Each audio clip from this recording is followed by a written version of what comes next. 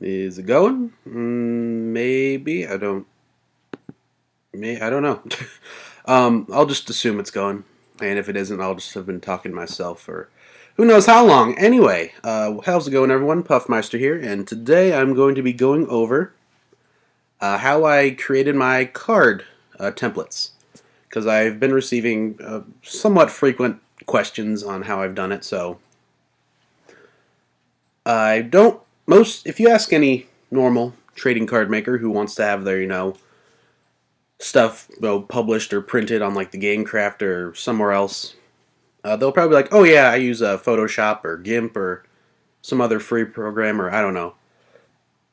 But I decided that I'm too lazy to learn those programs, and I hate GIMP, so I decided I'm just going to be stubborn and use the Mac program called Pages, right down there. Yep, Pages.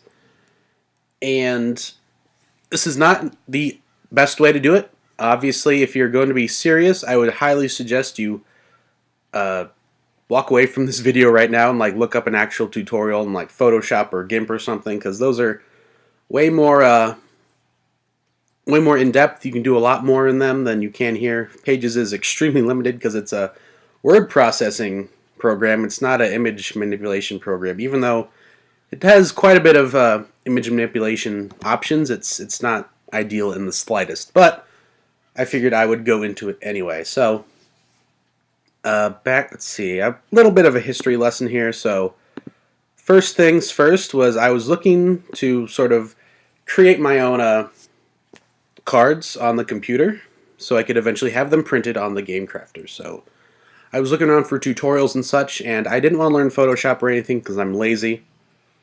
So I came across Chaos Galaxy's video on how to create your own professional-looking homemade trading cards on Microsoft Word or Pages, and his tutorial was pretty good, although it didn't really go in depth on if you wanted to. It was mostly you create it to scale on a page, so you could print them out and then cut them out and use them, which is fine. That's a perfectly fine way of doing it. But I wanted to, create an image that I could upload to the Gamecrafter and such. So I continued looking. And then I found this video by a kind of a dead channel at this point, but Paper Trading Card Games. Sort of was how to create a professional homemade TCG with the Gamecrafter. And this is mostly a Gamecrafter tutorial. But what I found in the description was this little thing right here, which was I don't know if this is still up or not. Google Drive, it might be. Yeah, this is a template, which is the Gamecrafter recommended size for a trading card. As you can see, here is the border, the black border, and this is where you can put your card right here. So I was like, ooh, I can use this to sort of create a base for how I want to, create my card. So I don't remember all the specifics of what I did, but I created a large rectangle on Pages, which was to scale with this. So when I sort of enlarged it and put it in this template, it would fit and it would work. So that is what I did, and I think it'll tell me right here how big the square is. The square is 3.87 inches wide and 5.62 inches tall. So I figured for this we can just go through sort of the different things you can do with Pages and such, and figure out what you want to do with your card and how we can create something. So once you create your square, here we'll just do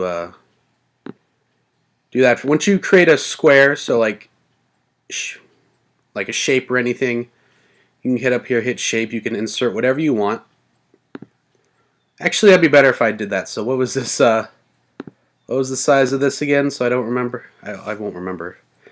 3.87 by 5.62. Let's see if I remember that. I won't. But if you want to, if you're starting from scratch, you can open up Pages here, go to shape, and you can hit this square. It'll automatically just create a square right there for you. And you can see, object placement, text wrap, and all this such. Big tip if you're doing this, this right here, text wrap, you want to set that to none. Because if you have that on, it's just going to screw everything up no matter what you're doing. It's really obnoxious and terrible. And one of the reasons why you shouldn't use this. But, was it 3.87? Then I don't have it here, but I have it up here, what the size was, and 5.62. All right, 5.62, and this is a good size for a card on the pages because you can zoom it out and all this stuff. So this is your base of your card. This can be where you're going to put everything on there. So generally what you want to do is you want to hit Style, and then you're going to want to go to just a regular color fill, and then choose whatever you want. So let's say, I don't know, we can just leave it as this blue for now. It might look kind of cool. And it'll spawn in with a shadow. You're going to hit that to none. And there you go. You have your basic square right there. And you can't really do much else with this, except, if you have like an advanced image fill, you can, choose a specific image that you want to put in there, and it can sort of alternate and everything. Or you can go to gradient fill, which basically has one color sort of fade into another color. So let's say you want like a nice overall blue. A good thing you can do is sort of do this, and it automatically goes from like a nice lighter blue to a darker, almost violet. And although generally for colors you're going to want to have them lighter than you want them to be, because the Gamecrafter will print them darker than what they're supposed to be. So here's your base. And what I usually do is I have a shape up here, another shape, kind of going across the top for mine.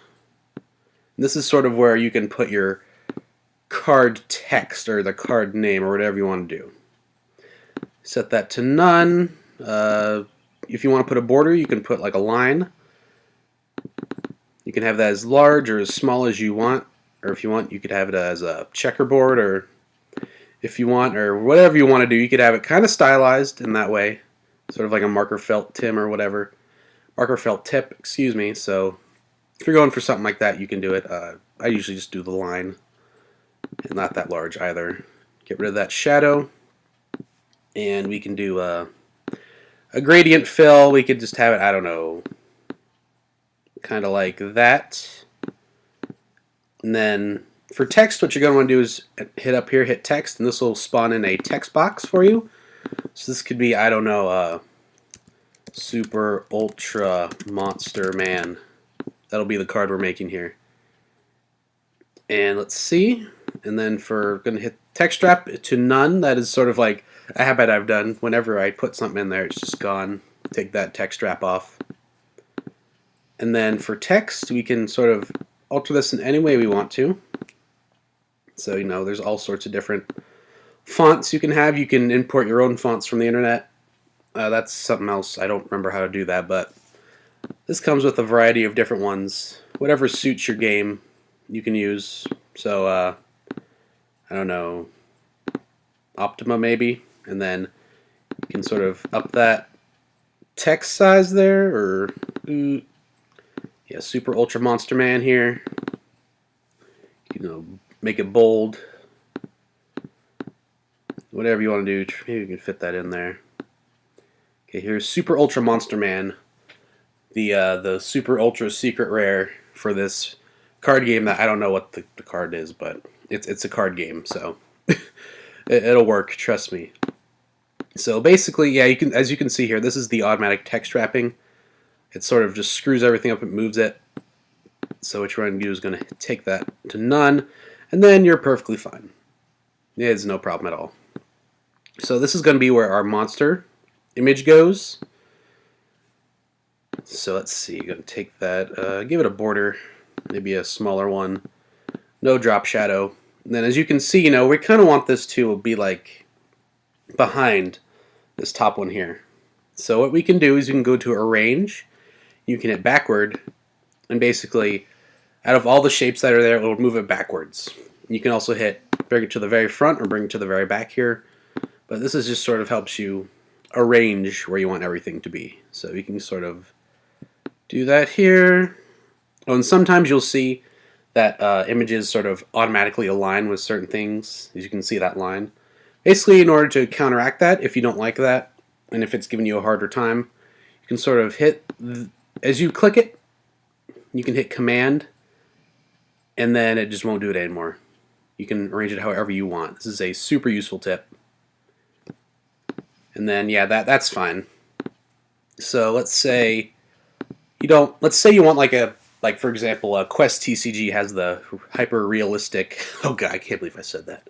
The realistic backgrounds. Let's say for Super Ultra Monster Man, we want I don't know, City at Night,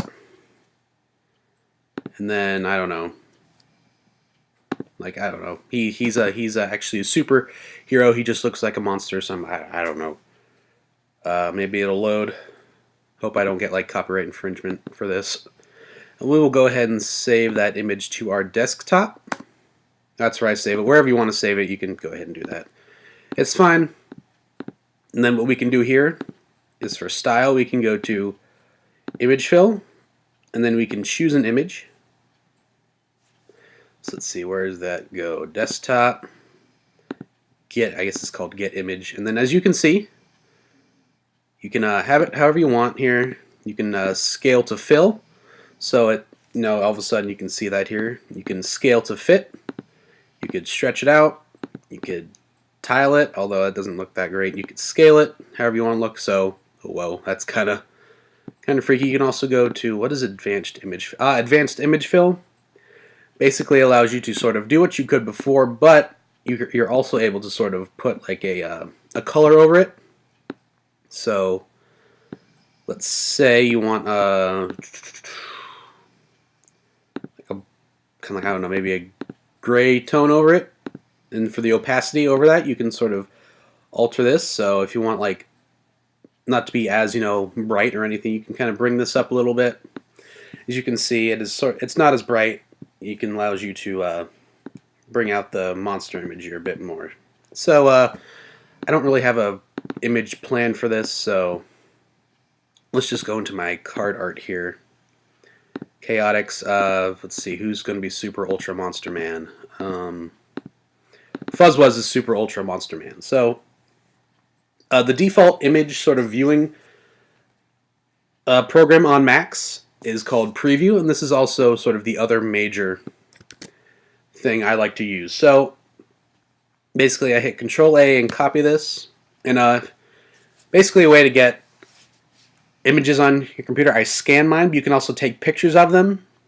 And what's a cool thing you can do with Preview is if you want to get rid of the background of an image, you can use this. Hit this toolkit here, and there's this one right here, which is, I believe, is just, wait, is that right? I haven't done this for a little bit. Yeah, this is the right one. So basically this allows you to select a single color, and you can sort of erase that. So as you can see, Fuzzwuzz's eye is now completely transparent. There's nothing there. So if you take like a picture of your card and there's the white background on or whatever, you can just hit this on the background and it generally works pretty well.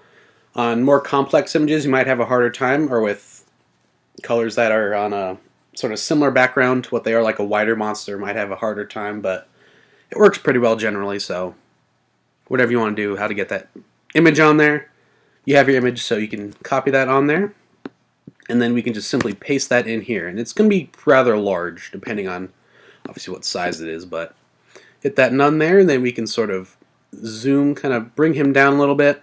As you can see, Super Ultra Monster Man is now in, and if you want, you could have his little hair tuft coming up top here, or if you don't, just hit that backward and he'll eventually kind of fit right in. And what I do for my monster cards, for monsters from the other realm, I also add in a drop shadow, which allows have them pop out a little bit more. You can bring that opacity up so you can see a more vibrant shadow or a lesser shadow, whatever you want to do. Doesn't really matter.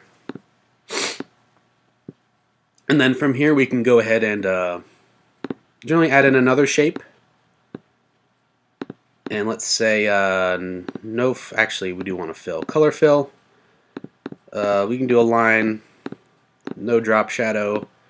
Take that text wrap off, and then generally just however you want to arrange your card, you can just input more shapes in there. Just sort of whatever you want to do with it. It's your card. However you want to do it. It'll work just fine, and I'll try to go a bit more here.